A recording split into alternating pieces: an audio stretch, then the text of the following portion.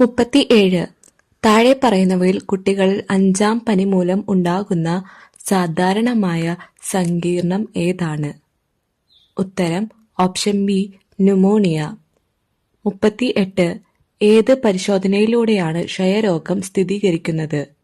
ഉത്തരം option D മാൻഡ്രോക്സ്. 39. മനുഷ്യ ശരീരത്തിലെ അനുബന്ധാസ്ഥികളുടെ എണ്ണം? ഉത്തരം ഓപ്ഷൻ സി 126. വൃക്ക ഹോർമോൺ എന്നറിയപ്പെടുന്ന ജീവകം ഏതാണ്? ഉത്തരം ഓപ്ഷൻ എ ജീവകം ഡി. 41. താഴെ പറയുന്നവയിൽ അനുബന്ധ രോഗലക്ഷണമല്ലാത്തത് ഏത്?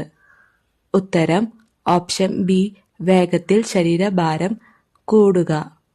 42. ഏതാണ് ലോക പൊണ്ണത്തടി ദിനം ആചരിക്കുന്നത്?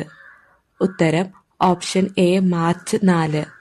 43. അടുത്തിടെ മാർബർഗ് വൈറസ് രോഗം പൊട്ടിപ്പുറപ്പെട്ടതായി റിപ്പോർട്ട് ചെയ്ത രാജ്യം ഏത്?